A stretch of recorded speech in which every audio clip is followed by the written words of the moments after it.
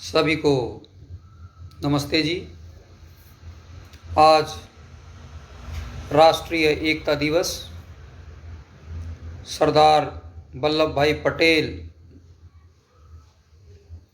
आधुनिक भारत के प्रथम उप प्रधानमंत्री का जन्म दिवस। स्टैच्यू ऑफ यूनिटी के तौर पर उनकी प्रतिमा को गुजरात में लगाया गया है। संसार की सबसे बड़ी प्रतिमा, उसका नाम रखा गया है स्टैच्यू ऑफ यूनिटी, क्योंकि उन्होंने खंड खंड बटे भारत को, रियासतों में बटे भारत को एकता के सूत्र में पिरोया। ऐसा समाज में प्रचलित भी है।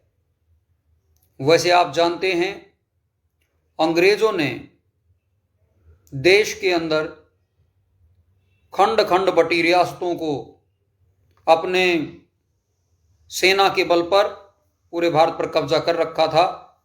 जब वे जा रहे थे तो उन्होंने सबको कहा कि जो चाहे वह स्वतंत्र हो सकता है, और जो चाहे तो जो नई सरकार है, जो नई सरकार आएगी उसमें विलय कर सकता है। अर्थात पहली सरकार में तो विलय उनका था ही, पहली सरकार में उनका विलय था ही, लेकिन आगे उन्होंने कह दिया जो स्वतंत्र होना चाहते हैं वे स्वतंत्र हो सकते हैं।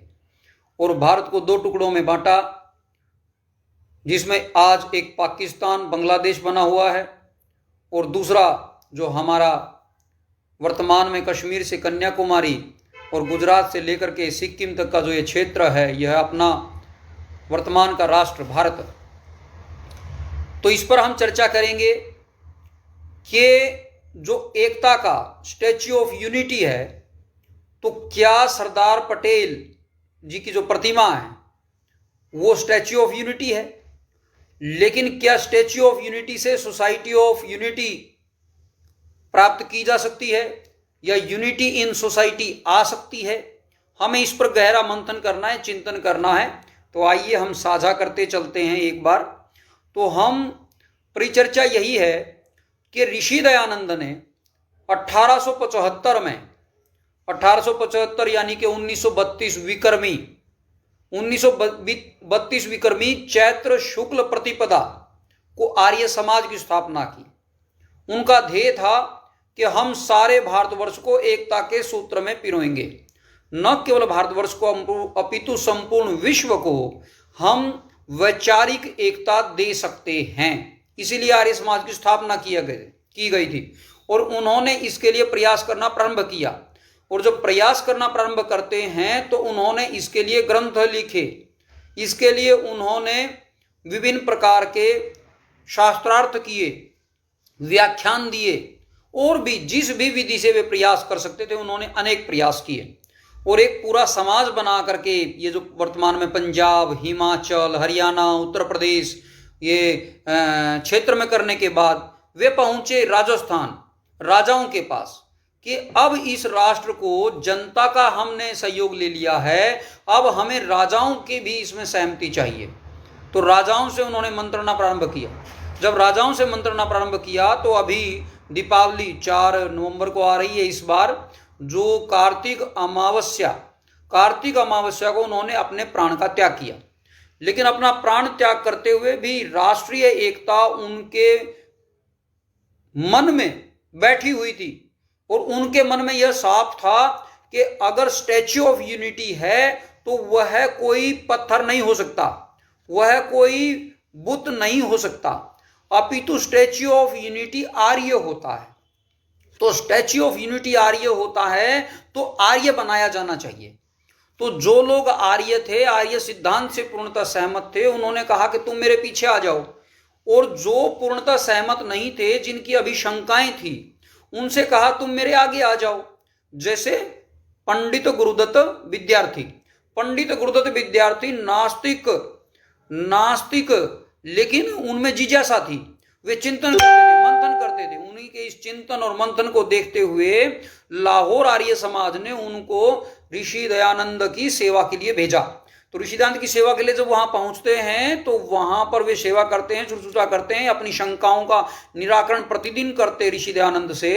ऋषि दयानंद उनके भीतर जो ऊहा को देख करके कहते कि तुम मेरे सामने आ जाओ। अब ऋषि दयानंद के जो अंतिम प्राण त्याग की जो प्रक्रिया है प्राणायाम के माध्यम से, यह संसार में बड़ी विलक्षण है। इससे पूर्व हजारों वर्षों तक ऐसा नहीं देखा गया है। अर्थात एक इतनी रुग्ण अवस्था के अंदर भी जिसको विष पिला दिया गया है, शंखिया दूध में मिला करके कूट पीस करके पिला दिया गया है, तो वह व्यक्ति किस प्रकार प्राणायाम के माध्यम से अपने शरीर का त्याग करता है। तो यह एक योगी जो समाधिस्थ थे, जिन्होंने वेदों का हमारे लिए भाष्य भी किया है, तो उन्होंने कहा कि गुरुदत्त तुम मेरे आगे आ जाओ। तो गुरुदत्त आगे आए तो उसका प्रतिफल ही ऐसा हुआ घटना का कि गुरुदत्त विद्यार्थी पक्के आर्य बन गए, दृढ़ आर्य बन गए। वह स्टैच्यू ऑफ यूनिटी बन गए। और जो पताका थी, एकता की पताका, जो राष्ट्रीय एकता की पताका, जो आर्य सिद्धांत है, जो वेद के सिद्धांत हैं, उनको लेकर के वो चले। और जो वो लेकर के चलते हैं तो उन्होंने एक प्रकार से योजना बना लिया कि ऋषि दयानंद ने जो पाठ्यक्रम तृतीय समोल्लास सत्यार्थ प्रकाश में दिया है, इसको जितना अधिक लोगों तक पहुंचाया जाएगा, जितने अधिक लोग इसके अनुसार पढ़ेंगे और पढ़ाएंगे, उतना यह राष्ट्र एकीकरण को प्राप्त होगा। इसलिए उन्होंने आर्य समाज लाहौर में आते ही एक प्रस्ताव रखा कि ऋषि दयानंद की स्मृति में कुछ ऐसा किया जाना चाहिए कि हम अब आगे बढ़ सकें। उन्होंने ऐसा नहीं कहा कि जहां ऋषि दयानंद ने अपना बलिदान हुआ है वो बलिदान स्थली बना दी जाए, वो निर्वाण स्थली बना दी जाए, वहां पर पत्थर कोई मजार बना दी जाए, कोई समाधि बना दी जाए। क्योंकि ऋषि दयानंद ने इंकार किया है कि मेरी प्रतिमा मत बनाना, मेरी प्रतिमा पूजा मत करना, मेरी मजार की समिधा जो समाधि आदि है वो मत बनाना। लेकिन अब लोग तो समाज से ही आए हैं, वे मजारों पे जाने वाले भी आर्य समाज में आते हैं, कब्रों पे जाने वाले भी आर्य समाज में आते हैं, पत्थरों को पूजने वाले भी आर्य समाज में आते हैं। धीरे धीरे सिद्धांतों को जानते हैं, जान करके वो थोड़ा थोड़ा थोड़ा जितना जितना जानते जानते उतना उतना आर्य बनते जाते हैं। लेकिन पूर्ण सिद्धांतों का एक प्रकल्प जैसा ऋषि दयानंद ने पूना के अंदर चलाया था, जैसा ऋषि दयानंद ने पंजाब के अंदर आर्योदेश्य रत्नमाला के ऊपर व्याख्यान दिए थे, इस प्रकार का आर्य समाज में बड़ी कमी थी।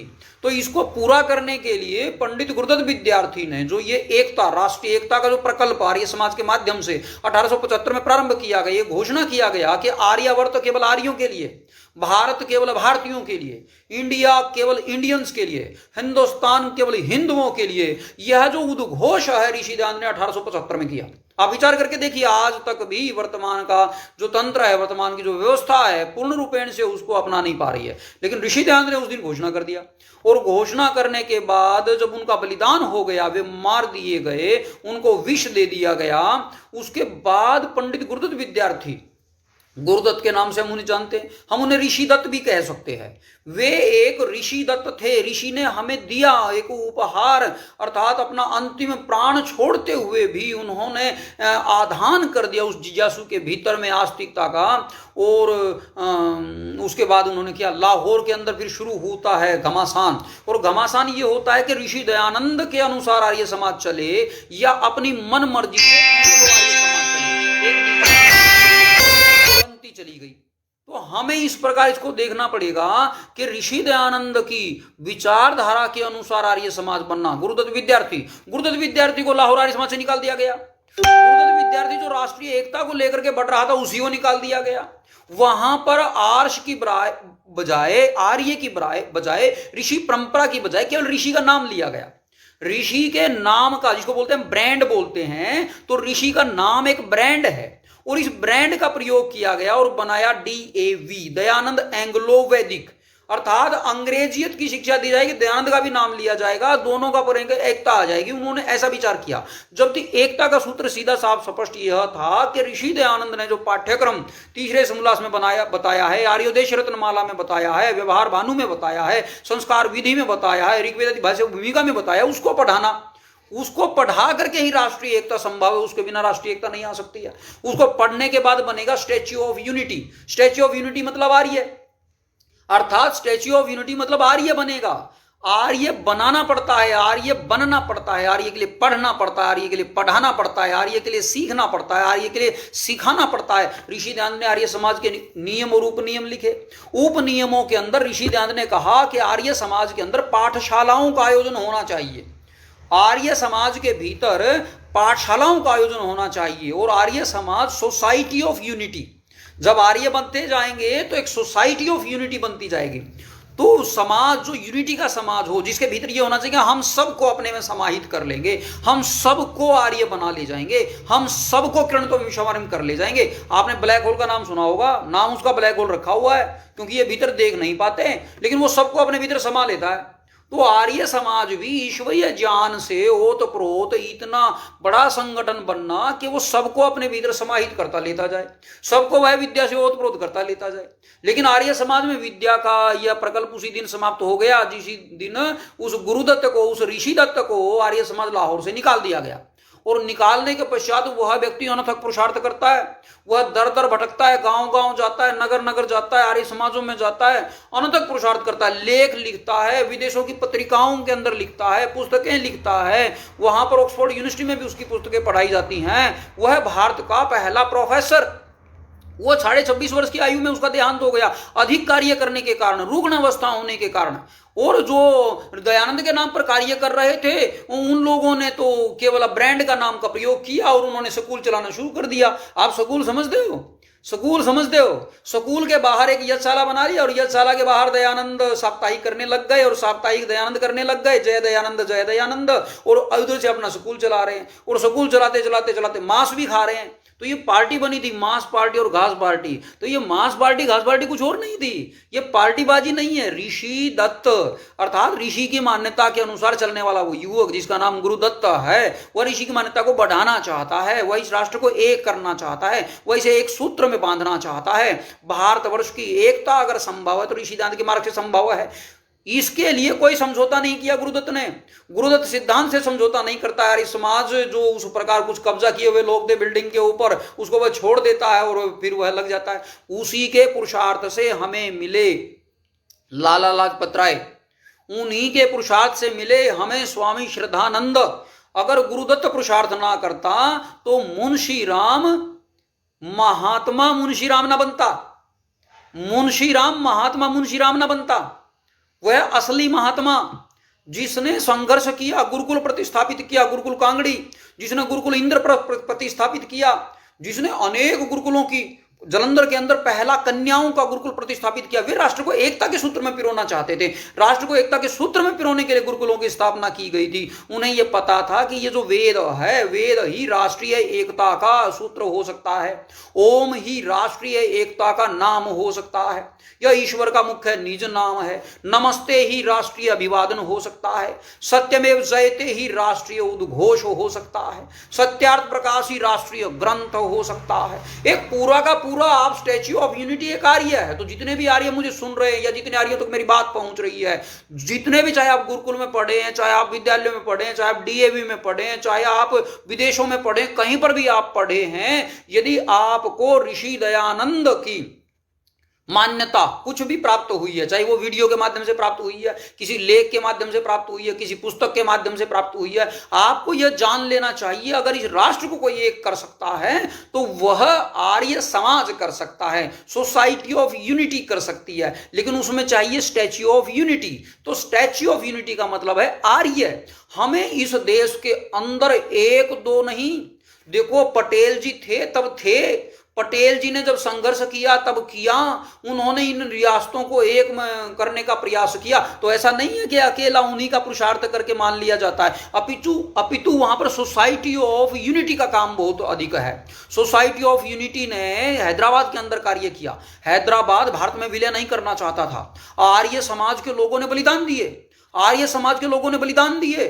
वह वहां के मौलवियों के साथ लड़े, वहां मौलवियों के साथ उन्होंने अहिंसक आंदोलन किए, उनको मार दिया गया, उनको मार करके पेड़ों पर लटका दिया गया। हरियाणा से गए थे, उत्तर प्रदेश से गए थे, राजस्थान से गए थे, पंजाब से गए थे, मध्य प्रदेश से गए थे, महाराष्ट्र से गए थे, और पूरे भारतवर्ष के कोने कोने से पूरे भारतवर्ष के कोने कोने से, जब हैदराबाद भारत में विलय करने से इनकार कर रहा था, हम पहुंचे वहां पर और उन्होंने पहुंच करके कहा राष्ट्र का कण कण, राष्ट्र की पग पग जो भूमि है वह हमारी भूमि है, और आर्यावर्त केवल आर्यों के लिए, और यह हिंदुस्तान केवल हिंदुओं के लिए, इंडिया केवल इंडियंस के लिए, भारत केवल भारतीयों के लिए, यह उद्घोष आर्यों ने किया। और आर्य हमेशा फ्रंट रनर रहे। आपको इस बात का ध्यान रहना चाहिए, आर्य हमेशा फ्रंट रनर रहे हैं। उन्होंने कभी भी यह इच्छा नहीं कि मुझे ये पद मिल जाए, ये पद मिल जाए, ये पद मिल जाए, ये पद मिल जाए। वे पद की आकांक्षा से परे होकर के काम किया उन्होंने। कितनी उच्च भावना के साथ हमारे पूर्वजों ने संघर्ष किया, फांसी के फंदों पर झूल गए। Ram Prasad Bismil HRA, Hindustan republic association, राष्ट्र को एकता के सूत्र में पिरोना चाहते थे। उन्होंने सारी योजनाएं बनाई, कैसे किस प्रकार से इस राष्ट्र को एक किया जा सकता है। उन्होंने एक किया। उनके वहां कोई इस प्रकार नहीं था कि ये मुसलमान का युवक है तो वह आर्य नहीं बन सकता। उन्होंने अशफाक उल्लाह खान को भी आर्य बनाने का प्रकल्प किया, और अशफाक उल्लाह खान बलिदान होने से पहले कहता है, अगर मुझे अल्लाह मिल गया, अगर मुझे अल्लाह मिल गया, मैं उसे जन्नत नहीं मांगूंगा, मैं उसे पुनर्जन्म मांगूंगा, और मैं संघर्ष करूंगा कि यह आर्यावर्त आर्यों के लिए, हिंदुस्तान हिंदुओं के लिए, भारत भारतीयों के लिए, इंडिया इंडियंस के लिए, और ये जो विदेशी जो साम्राज्य है इसको हम उखाड़ फेंकेंगे। उन्होंने संकल्प लिया, बार बार जन्म लेंगे, हर बार जन्म लेंगे, बार बार फना होंगे, फिर जन्म लेंगे, संघर्ष करेंगे। उन्होंने पुरुषार्थ किया। ये आर्यों का प्रकल्प है, क्योंकि आर्य होता ही है स्टैच्यू ऑफ यूनिटी। तो Ram Prasad Bismil statue of unity, Bhagat Singh statue of unity, Ashfaq Ullah Khan statue of unity, Swami Shraddhanand ने दलितोद्धार का इतना बड़ा काम किया कि अंबेडकर जी कहते हैं कि अगर कोई दलितों का मसीहा वर्तमान के भारतवर्ष में दिखाई पड़ता है तो वो स्वामी श्रद्धानंद है। उन्होंने दलितोद्धारणी सभा बनाई, और बड़ा अच्छा लगता है आज भी बहुत से युवक दलितोद्धारणी सभा का कार्य आगे बढ़ा रहे हैं। वे इस देश के अंदर एकता लेकर के आना चाहते हैं। कुछ लोग क्या होते हैं जो दुष्ट होते हैं, स्वार्थी होते हैं, मतलब भी होते हैं, उन लोगों को फूट प्रिय है, उन लोगों को लड़ाई प्रिय है, उन लोगों को झगड़ा प्रिय है। वे झगड़ा करके राजनीति में आते हैं। वे एक दूसरे की जातियों को, एक दूसरे समुदायों को, एक दूसरे उनको लड़ा करके, झगड़ा करके, उनको काट पीट करके, उनमें आग लगा लगा करके वे राजनीति में प्रवेश करते हैं, सत्ताओं को प्राप्त करते हैं। लेकिन आर्यों ने कभी ऐसा नहीं किया, ऋषि दयानंद ने कभी ऐसा नहीं किया। ऋषि दयानंद मुसलमान के वहां जाते थे तो मुसलमान से शास्त्रार्थ करते थे। शास्त्रार्थ हमने बंद कर दिया। अगर आप शास्त्रार्थ नहीं करोगे तो देश में दंगे होंगे। दंगे अगर रोकना चाहते हो तो शास्त्रार्थ की प्रक्रिया होनी चाहिए। यह शास्त्रार्थ की प्रक्रिया, टॉक ऑफ यूनिटी, शास्त्रार्थ कुछ नहीं है, द टॉक ऑफ यूनिटी, अर्थात सत्य को जानने के लिए, एकता के लिए आपको परिचर्चा जारी करनी पड़ेगी, आपको संवाद करना पड़ेगा, बार बार करना पड़ेगा। ये नहीं कहना इन विषयों के ऊपर चर्चा नहीं होगी, ईश्वर के संबंध में चर्चा नहीं होगी, आप ये नहीं कहेंगे कि वेद के संबंध में चर्चा नहीं होगी, आप ये नहीं कहेंगे धर्म के संबंध में चर्चा नहीं होंगे, आप ये नहीं कहेंगे कि जाति के संबंध में चर्चा नहीं होगी, आप ये नहीं कहेंगे कि किसी आस्था के संबंध में बात नहीं होगी, आप ये नहीं कहेंगे कि किसी भी प्रकार का श्रद्धा के संबंध में बात नहीं होगी। इस प्रकार तो फिर वो हिटलर शाही हो जाती है। कुछ बात को हम उसमें रख देते हैं कि अब इसके ऊपर बात नहीं होगी, अब उसके पीछे खेल चलता रहता है। ऐसा नहीं हो, हर विषय पर बात होनी चाहिए, खुली बात होनी चाहिए, बेबाक बात होनी चाहिए। इसी को शास्त्रार्थ कहते हैं, the talk of unity. This is known as the talk of unity. एकता पर चर्चा, एकता पर चर्चा। आओ एकता पर चर्चा करें। बुलाओ आप दिल्ली के मौलवियों को, बुलाओ आप मंदिरों के पुजारियों को, बुलाओ आप शंकराचार्यों को, बुलाओ आप गुरुओं को, आचार्यों को, बुलाओ। आप मदीना से बुलाना चाहते हो मदीना से बुलाओ, आप वेटिकन से बुलाना चाहते हो वेटिकन से बुलाओ, आपको पोप जी को बुलाना है पोप जी को बुला लो, आपको पोप जी को बुलाना है पोप जी को बुला लो, आपको जिसको बुलाना है उसको बुलाओ। लेकिन सिद्धांत अंत तो गतवा वहीं पर पहुंचते हैं जहां ऋषि कहते हैं। ऋषि कभी ऐसी बात नहीं बोले मैं केवल भारत की बात करता हूं, ऋषि ने कभी नहीं बोला मैं ऋषि कहते हैं मैं भारत का रहने वाला हूं, लेकिन मैं भारत की बात नहीं करता हूं। यहां गाने बने हुए भारत का रहने वाला हूं, भारत की बात, ऐसा नहीं कहा ऋषि ने। ऋषि ने कहा कि देखो संपूर्ण मनुष्य मात्र के जो सर्वोत्तम बुद्धिजीवी वर्ग है वह इस भारतवर्ष में रहा है, जिसके अंदर एकता का सूत्र पिरोया जा सकता है, तो ये आर्य है। Arya statue of unity.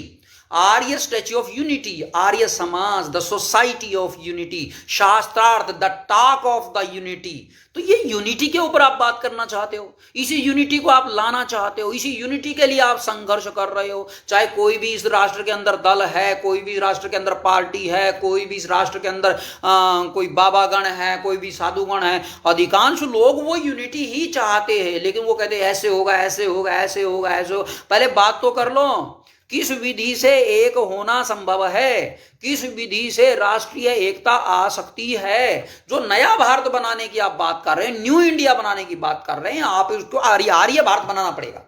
आर्य भारत ही एक भारत है और एक भारत ही श्रेष्ठ भारत है।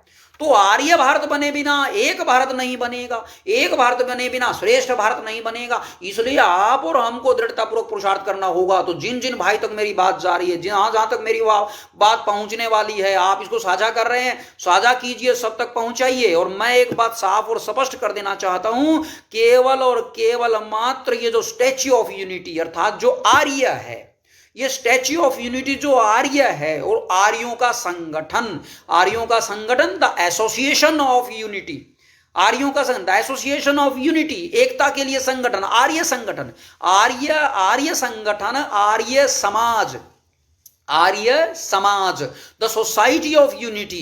हमें सोसाइटी ऑफ यूनिटी बनानी है। इसलिए फूट के बीज को अलग अलग रख दो।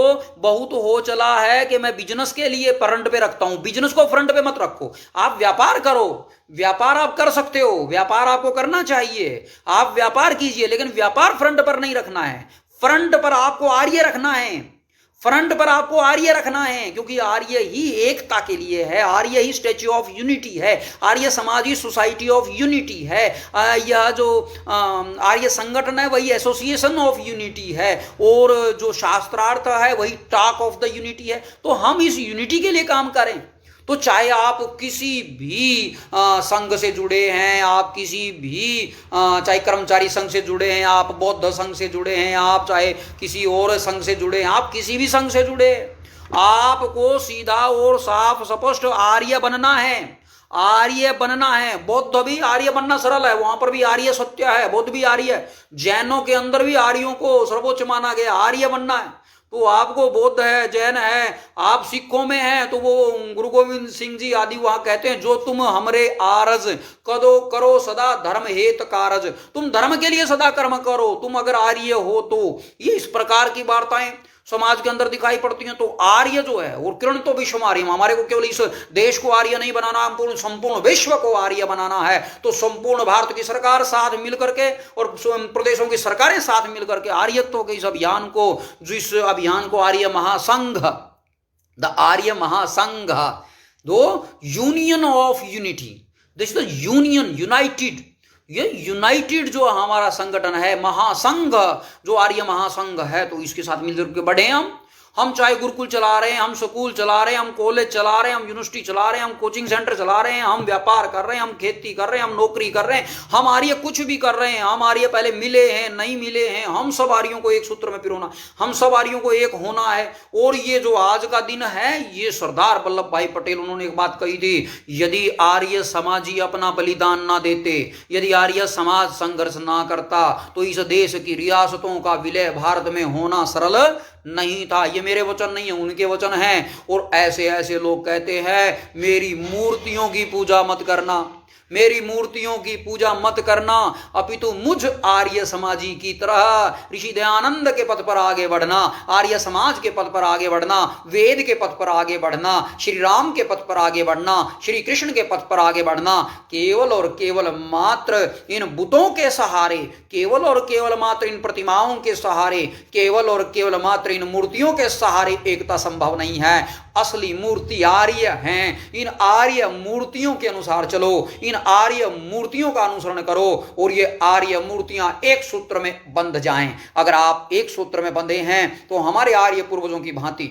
जिस प्रकार सरदार पटेल ने महान संघर्ष किया, जिस प्रकार श्री राम ने महान संघर्ष किया, जिस प्रकार श्री कृष्ण ने महान संघर्ष किया, जिस प्रकार आचार्य चाणक्य ने इंटीग्रेशन ऑफ द नेशन के लिए काम किया है, राष्ट्रीय एकता के लिए कार्य किया है, हम सबको भी उसी प्रकार राष्ट्रीय एकता के लिए कार्य करना है।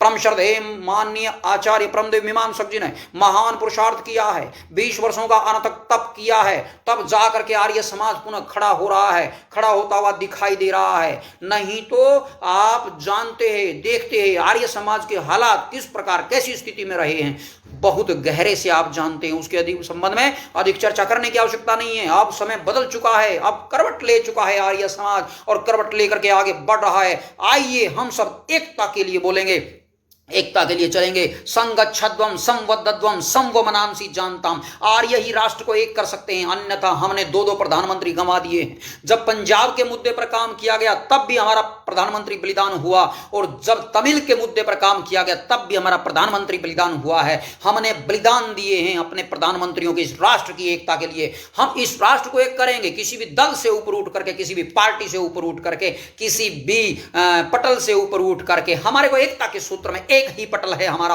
उस पटल का नाम है आर्य समाज। और आर्य समाज इस पटल को आगे बढ़ाएगा, एक संगठन, आर्य संगठन, आर्य महासंघ, जो ऋषि दयानंद के सपने को सफल करेगा, गुरुदत्त विद्यार्थी के उस पुरुषार्थ को सफल करेगा, उनके त्याग तप और बलिदान को सफल करेगा, राम प्रसाद बिस्मिल के उस बलिदान को सफल करेगा, उनके उस तप को बलिदान सफल करेगा जब वे विश्वानिदेव मंत्र का पाठ करते हुए यज्ञ करने के बाद फांसी के फंदे पर झूल जाते हैं। यह सफल करेगा भगत सिंह के उस पुरुषार्थ को। भगत सिंह इस राष्ट्र के अंदर एकता पैदा कर देना चाहते थे, और उस एकता का सूत्र अगर कहीं से उनको मिला तो आर्य समाज से मिला। उनके अधिकांश विचार आर्य समाज की देन थे, यह बात उन्होंने स्वयं कही है। अशफाक उल्लाह खान सीधा और साफ स्पष्ट कहता है कि अगर मुझे अल्लाह मिल गया तो मैं पुनर्जन्म मांगूंगा, मुझे जन्नत नहीं चाहिए, मुझे 72 हूरें नहीं चाहिए, मैं इन 72 हूरों को नहीं चाहता हूं, मैं यह जन्नत नहीं चाहता हूं, मुझे इस राष्ट्र में दोबारा जन्म चाहिए। आर्यावर्त केवल आर्यों के लिए, हिंदुस्तान केवल हिंदुओं के लिए,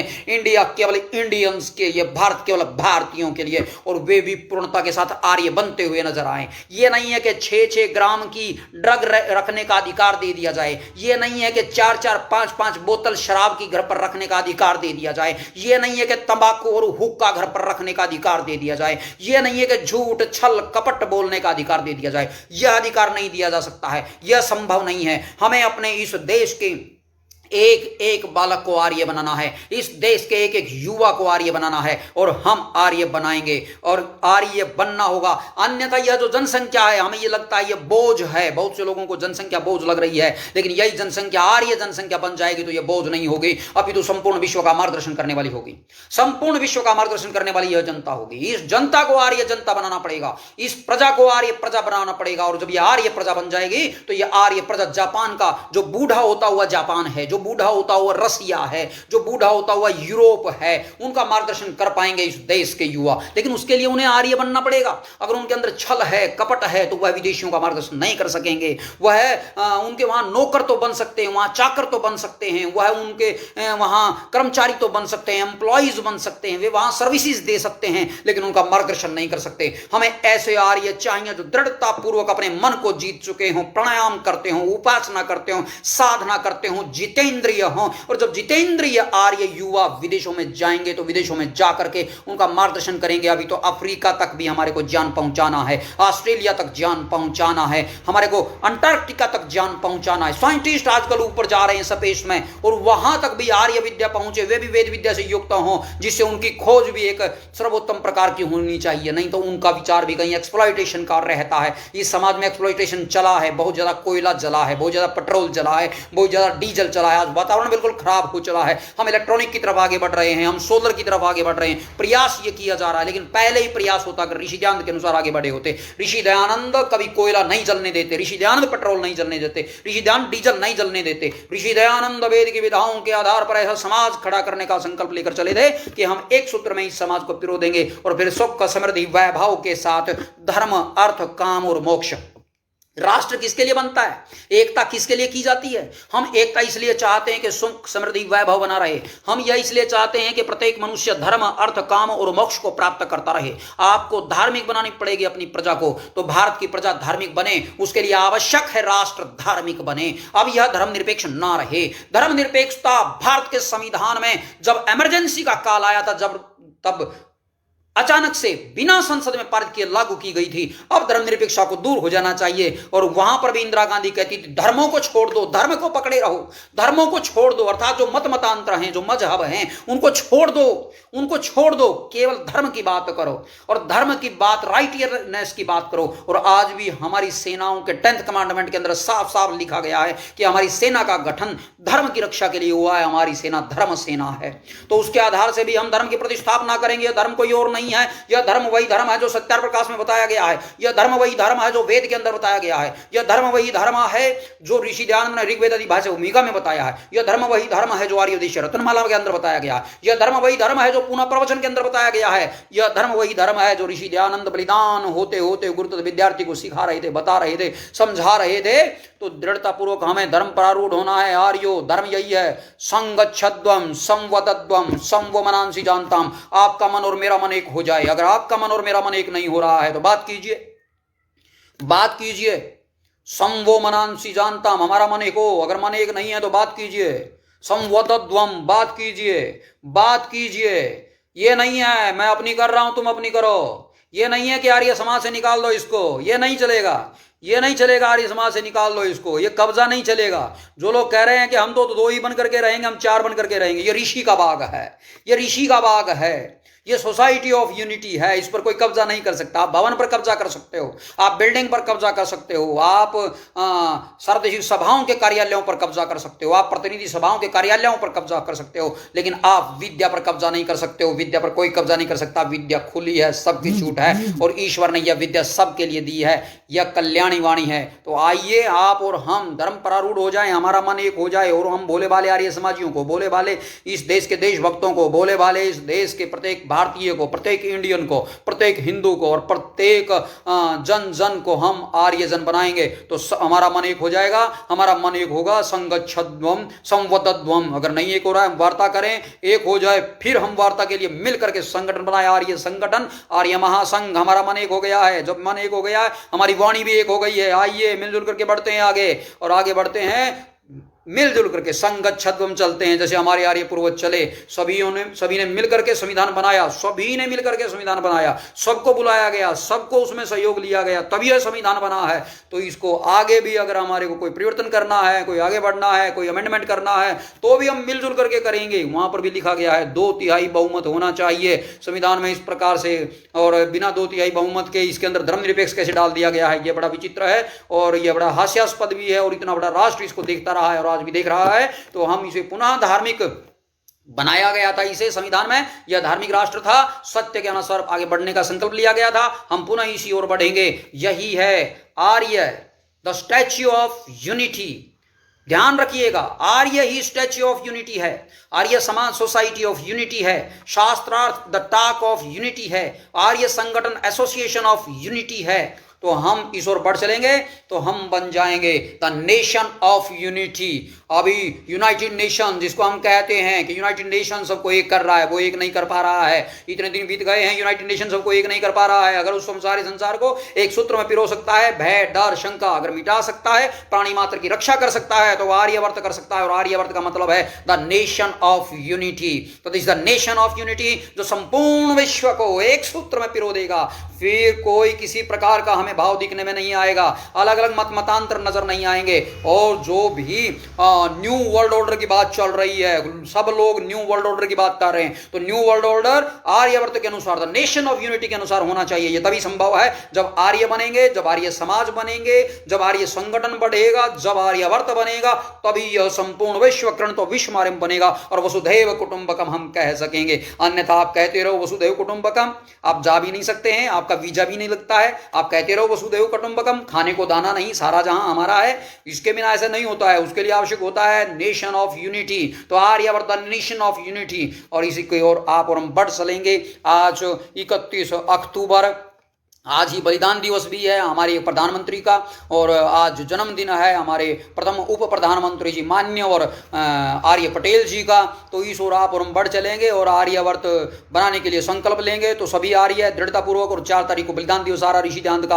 आप गुरुदत्त विद्यार्थी का एक प्रकार से उस दिन दूसरा जन्म भी है, आप ऐसा भी कह सकते हो। दीपावली को गुरुदत्त विद्यार्थी द्विज बने थे, गुरुदत्त विद्यार्थी दीपावली को द्विज बने थे, आप इसको ऐसा भी मान सकते हैं, ऐसा आप कह सकते हैं। तो यह हमारे लिए दोनों ही अवसर हैं। ऋषि दयानंद ने बलिदान दिया है, हम सब भी बलिदान के लिए तैयार रहेंगे। हम आर्य बने, हम बलिदान दें। ऋषि दयानंद आर्य बने, बलिदान दिया। स्वामी श्रद्धानंद आर्य बने, बलिदान दिया। भगत सिंह आर्य बने, बलिदान दिया। राम प्रसाद बिस्मिल आर्य बने, बलिदान दिया। महाशय राजपाल आर्य बने, बलिदान दिया। और 1-2 नहीं, बलिदानियों की अगर सूची उठा करके देखोगे तो सत्यार प्रकाश से प्रभावित सबसे अधिक स्वतंत्रता सेनानी आपको दिखाई पड़ेंगे, जिन्होंने कभी भी इस राष्ट्र के साथ द्रोह नहीं किया है। इस राष्ट्र के साथ कोई द्रोह नहीं किया, और आज तक आर्य समाज पर कोई बैन नहीं लगा है। आपको मैं बता देना चाहूं, आज तक आर्य समाज पर कोई बैन नहीं लगा है। कभी भी किसी सरकार ने आर्य समाज पर बैन नहीं लगाया है। कोई और संगठन होंगे, कोई इस प्रकार के हो सकते हैं जिन पर बैन लगा हो, आर्य समाज पर कभी बैन नहीं लगा है, क्योंकि यह सदा सत्य, न्याय और निष्पक्षता के आधार पर बढ़ता है, यह धर्म के आधार पर बढ़ता है, क्योंकि यह स्टैच्यू ऑफ यूनिटी है, सोसाइटी ऑफ यूनिटी है, टॉक ऑफ यूनिटी है, और यह बनाएगा association of unity, the nation of unity, और वसुधैव कुटुंबकम, सारा संसार को एक सूत्र में पिरोने का यह संकल्प सीधा साफ और स्पष्ट आर्य महासंघ के द्वारा चल रहा है। महान पुरुषार्थ ऋषि दयानंद ने किया, बलिदान हो गए। आचार्य परमदेव मीमांसक जी ने किया। आज तक बहुत से द्वेषी लोग किसी प्रकार तरह तरह के उनको भी प्रताड़ना देते रहते हैं। आप सब हम बार बार इसको देख रहे हैं, और बहुत से लोग समझ नहीं पाते हैं, तो उस प्रकार का हो जाता है। तो मैं बार बार कहूंगा, आप भटकिए मत, संगठन मत छोड़िए, दृढ़ता पूर्वक आप सत्य को समझते रहिए, जानते रहिए, करते रहिए। आर्य से आर्य परिवार, आर्य परिवार से आर्य संगठन, आर्य संगठन से आर्य समाज, आर्य समाज से आर्य राष्ट्र, और आर्य राष्ट्र से वसुधैव कुटुंबकम कृणुतो विश्वम आर्यम। इस संकल्प को सीधा साफ स्पष्ट रास्ता है। लोग कहते हैं हमें काम बताओ, क्या काम बताएं? काम बता दिया गया है। आर्य बनिए, आर्य बनिए, आर्य बनाइए, आर्य बनिए, आर्य बनाइए, आर्य परिवार बनाइए, आर्य परिवार बनाइए, आर्य समाज बनाइए, आर्य समाज बनाइए, आर्य राष्ट्र बनाइए, आर्य राष्ट्र बनाइए, कृणुतो विश्वम आर्यम कीजिए। काम सीधा साफ स्पष्ट है, ईश्वर ने दे दिया है। इंद्रम वर्धन्तो अप्तुरः कृणुतो विश्वम आर्यम अपघ्नन्तो रावणः इंद्रम वर्धन्तो अप्तुरः। हे इंद्र, आर्य को इंद्र ही कहते हैं, आर्य को ही इंद्र बनने का अधिकार है, आर्य को ही राजा बनने का अधिकार है। आर्य के इतर किसी को राजनीति करने का अधिकार नहीं है। सज्जनों को ही राजनीति में रहना चाहिए। जो दुर्जन हैं उन्हें नहीं रहना चाहिए। जिनके ऊपर कभी FIR दर्ज हो गई है, जिनको जेल में डाल दिया गया है न्याय के द्वारा, उनको राजनीति में नहीं होना चाहिए। और ऐसा मैं नहीं कह रहा हूं, प्रजातंत्र की विधि के आधार से सुप्रीम कोर्ट के द्वारा भी यह फैसला आ चुका है, और अनेक प्रजातंत्र के ऊपर कार्य करने वाले संगठन इस पर बात कर रहे हैं। केवल सज्जनों को ही राजनीति में रहना चाहिए। सज्जन अर्थात आर्य, सभ्य अर्थात आर्य। तो जो सभ्य लोग हैं, जो आर्य लोग हैं, उन्हीं को ही राजनीति में रहना चाहिए। बाकी को राजनीति में रहने का अधिकार नहीं देना चाहिए। अगर वो खड़े भी हो जाएं तो उनको वोट नहीं देनी चाहिए। केवल सज्जनों को आगे बढ़ाना चाहिए। सीधा साफ और स्पष्ट मार्ग है, सीधा साफ और स्पष्ट मार्ग है। आर्य बने, आर्य बनाएं, आर्यों को बढ़ाएं। इंद्रम वर्धन्तो अप्तुरः, हे आर्य, हे इंद्र, हे आर्य समाजी, केवल सज्जन को आगे बढ़ा। अभी तो आर्य समाज के प्रधान, क्या वो सज्जन हैं? क्या आर्य समाज के मंत्री वो सज्जन हैं? क्या प्रतिनिधि सभाओं के मंत्री सज्जन हैं? क्या उनके प्रधानमंत्री, क्या उनके प्रधान सज्जन हैं? क्या उनके पदाधिकारी सज्जन हैं? आपको देखना पड़ेगा। अगर वे सज्जन नहीं है, अगर वे आर्य नहीं है, अगर वे इंद्र बनने के वे अधिकारी नहीं है, तो इंद्र वर्धन्तो अप्तुरः है, उनको इंद्र मत बनाओ। हे आर्य, प्रजातंत्र में आर्य ही इंद्र है। प्रजा में जो प्रजा है वही राजा है, इसलिए जो आर्य है वही राजा है। तो आर्य इंद्र है। इंद्र वर्धन्तो अप्तुरः। सज्जनों को बढ़ाओ, दुर्जनों को मत बढ़ाओ, दुर्जनों को पदाधिकारी मत बनाओ, दुर्जनों को आर्य समाज मत सौंपो। आप सज्जनों के इतर को प्रतिनिधि सभाएं मत सौंपो, सज्जनों के इतर को सार्वदेशिक सभाएं मत सौंपो, सज्जनों के इतर को गुरुकुल मत सौंपो। कुछ लोग गुरुकुल के नाम पर काम कर रहे हैं, गुरुकुल के नाम पर काम करते हैं। कोई भी सफेद कपड़ा पहन लेता है, लाल कपड़ा पहन लेता है, लाल बुझक्कड़ पहन कर लेता है। तो आपको इसको भी देखना है। आर्यो इंद्रम वर्धन्तो अप्तुरः कृणुतो विश्वम आर्यम। सज्जनों को बढ़ाओ और आर्यकरण करो। अपघ्नन्तो रावणः। अब घनंतो रावणा, और जो गलत है इस प्रकार का विचार है उसको आप साइड कर दीजिएगा बहुत दृढ़ता पूर्वक। यही सीधी साफ स्पष्ट जो हमारे को विचार है वो आर्य पुरुष लोह पुरुष पटेल जी ने गहरी समझ दूरदृष्टि दृढ़ इच्छा शक्ति से भारत की 563 रियासतों को 62 रियासतों को 566 रियासतों को हजारों रियासतों को एक किया, टुकड़े टुकड़े खंड खंड बटे भारत को एक किया, और इसी प्रकल्प को आपको आगे बढ़ाना है। अब हमें खंड खंड नहीं होने देना है, अब हमें खंड खंड नहीं होने देना है। त्रिपुरा से अलग से आवाज आ रही है, बंगाल से अलग आ रही है, हैदराबाद से अलग आ रही है, कश्मीर से अलग आ रही है, उत्तर प्रदेश से अलग आ रही है, कहीं से भी अलग अलग आ रही है। विचारो दृढ़ता पूर्वक, आपके हाथ में इस राष्ट्र की एकता, अगर आर्य एक होते हैं तो इस राष्ट्र को खंडित कोई नहीं कर सकता है। आर्यों को एक सूत्र में सबसे पहले आर्य एक होंगे, सबसे पहले आर्य समाज एक होगा और वह मार्गदर्शक समाज बनेगा, द सोसाइटी ऑफ यूनिटी बनेगा। दूसरे समाज उसको देखेंगे, जो जातीय समाज हैं, जो बिरादरी के समाज हैं, जो अन्य प्रकार का लोगों ने समाज बना रखा है, मजहबी समाज बना रखा है, कोई अन्य प्रकार का सांप्रदायिक समाज बना रखा है, वे लोग आर्यों को आदर्श मानेंगे। लेकिन आपको पहले आदर्श बनना पड़ेगा। आपको आदर्श आर्य समाज आपके गांव में, आपके नगर में, आपके मोहल्ले में, आपके दृढ़ता पूर्वक, और हम राष्ट्रीयता की बात करेंगे, राष्ट्रीयता के लिए कार्य करेंगे, और राष्ट्रीयता के लिए हम झुकने वाले नहीं हैं। चाहे कोई कितना बड़ा प्रधानमंत्री है, राष्ट्रपति है, चाहे कोई कितना बड़ा मुख्यमंत्री है, कितना बड़ा नेता है, आप और हम सत्य पर अटल रहेंगे, सत्य कहते रहेंगे, सत्य बताते रहेंगे। चाहे हमारे को भगत सिंह की तरह फांसी दी जाए, चाहे राम प्रसाद बिस्मिल की तरह हमारे को दंड दिया जाए, चाहे स्वामी श्रद्धानंद जी की तरह हमारे को गोलियों से छलनी कर दिया जाए, चाहे महाशय राजपाल की तरह हमें मार दिया जाए, ऋषि ध्यान की तरह हमारे को जहर दे दिया जाए, तब भी हम आर्य पथ से हटने वाले नहीं हैं। आर्यों का पथ यह ईश्वर का पथ है। हम ईश्वर को जानने वाले हैं। ईश्वर सर्वज्ञ चेतन सत्ता है, ईश्वर सर्वव्यापक चेतन सत्ता, ईश्वर सर्वशक्तिमान चेतन सत्ता, ईश्वर निराकार न्यायकारी सृष्टि करता है। आप उसको देखिए, आप उसको देखिए। आर्य समाज के दूसरे नियम के अंदर सिद्धांत भरे पड़े, आप उसको समझिए। सत्याप्रकाश का प्रथम समलास पढ़िए, सबसे पहले प्रथम समलास पढ़िए, भूमिका प्रथम समलास पढ़िए। ऐसे लोगों की बातों में मत आइए जो कहेंगे पहले चौथा पढ़ ले, पहले 10वां पढ़ ले, पहले 12वां पढ़ ले, पहले ऐसे पढ़ ले। ऐसा है बात, लोगों की बातों में मत आना। ऐसे लोग सांप्रदायिक हैं जो आर्य समाज में घुस चुके हैं। कुछ लोग तरह तरह की बातें करते हैं। पहले ईश्वर को समझिए, ईश्वर समझ नहीं आता है तो कुछ समझ नहीं आता है। सबसे पहले आपको ईश्वर समझ में आना चाहिए, सबसे पहले आपको ईश्वर समझ में आना चाहिए। और ईश्वर समझने से पहले केवल एकता करना चाहते हो तो ईश्वर पर एकता करो, पहले ईश्वर पर एकता करो। अलग अलग गुण क्रम स्वभाव के साथ ईश्वर नहीं बढ़ सकता है, अलग अलग गुण क्रम स्वभाव के साथ ये कार्य नहीं हो सकता है। तो बहुत दृढ़तापूर्वक धन्यवाद, आप सबने समय दिया। और धन्यवाद तो ज्ञापन आप तभी संभव, आप साझा भी कीजिए अधिक से अधिक, और अन्य भाइयों को भी बोलिए, वे भी आगे आगे साझा करते जाएं। रुकना नहीं चाहिए। इस राष्ट्र को एक सूत्र में पिरोना है तो आर्य समाज पिरोएगा, आर्य महासंघ पिरोएगा। आर्य महासंघ का पुरुषार्थ है, अन्यथा शंकराचार्य भी पाखंड करते दिखाई पड़ जाते हैं, अन्य महाभाग भी तरह तरह के कुछ कुछ बातें करते दिखाई पड़ते हैं। और ये जागरण करने वाले कथावाचक ये तो जाने कैसे कैसे क्या क्या करते दिखाई पड़ते हैं, और उनकी तो चर्चा ही क्या करनी है। जिनकी विदेशियों में जड़ें हैं, जो विदेशियों में जड़े हैं, उनकी तो बातें कर ही नहीं सकते कि इस राष्ट्र को एक सूत्र में पिरोएंगे। अगर वे एक सूत्र में पिरोने की बात भी करते होंगे तो वेटिकन के अनुसार में या मक्का मदीना के अनुसार एक करने की बात करते होंगे, उनका अपना एजेंडा है। लेकिन इस राष्ट्र को अगर कोई कर सकता है तो इस राष्ट्र से ही प्रभावित तो वेद विद्या, ओम, वेद, धर्म, समाज और राष्ट्र की एकता को पुनः एक बार फिर धन्यवाद आप सभी का। साथियों, you are the Statue of unity. Yes, you are the Statue of Unity. आप ही स्टैच्यू ऑफ यूनिटी हैं।